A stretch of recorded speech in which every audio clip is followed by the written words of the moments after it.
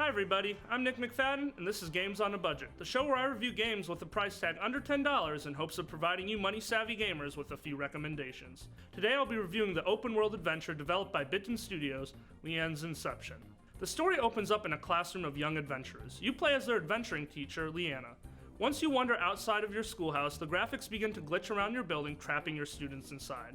After you're woken up by a chicken, you follow that chicken to a cave and things get gruesome, as the village elder is found dead in a cave. After a very interesting and unique tutorial, you are turned loose into the open world and begin your mission to free your students. The world that you play in is procedurally generated and will be different for every player.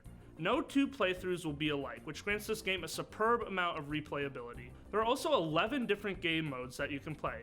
I mainly played the story mode, but in this game there is also a dungeon crawl mode, reduced health modes, modified weapon modes, and so much more.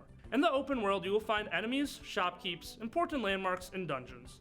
This game is very fluid with transitions from one area to the next, which makes for seamless gameplay. As you clean out enemies and move throughout the world, you will gather various items to help you out on your adventure.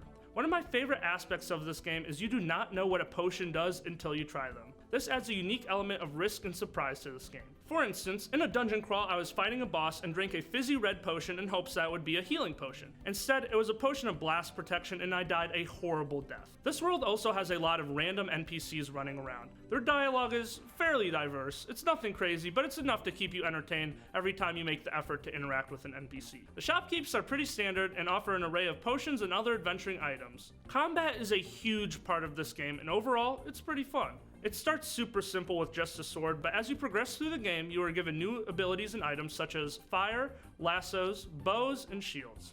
This helps keep combat interesting. Though new abilities keep it fresh, it can still get a little repetitive. There is not a lot of diversity in the enemies you will fight, and this makes combat dull at times. Though regular enemies are not the most interesting, the boss battles more than make up for it. The bosses are found at the end of dungeons, and each one requires a different skill set to be beaten.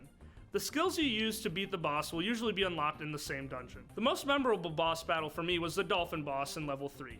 After each boss battle, you will increase your max HP and gain access to a memory. These memories all have to do with the story, so I won't spoil too much, but I will say the story is fairly interesting. The story adds a lot of good backstory to the bosses and important NPCs. When it comes to NPCs, the most memorable by far was the evil banker. As far as the soundtrack is concerned, this one's okay. It does its job setting the mood for different encounters, but it's nothing special. The graphics in this game, however, are very well done, and it's worth mentioning that you can choose to play in two different styles. There is an 8-bit mode and a 32-bit mode. The ending to this game depends on your actions in the several dungeons that precede the final one. There are 3 possible endings, all of which leave you satisfied. When it comes down to it, Leanne's Inception is a fun adventure with interesting dungeons and memorable bosses. Right now on Steam, this game is $9.99, so if you're starving for a good adventure, I recommend picking this up. Do you have any cheap games for me to review? If so, tweet me at ZTV Goofing Off using the hashtag GoAb.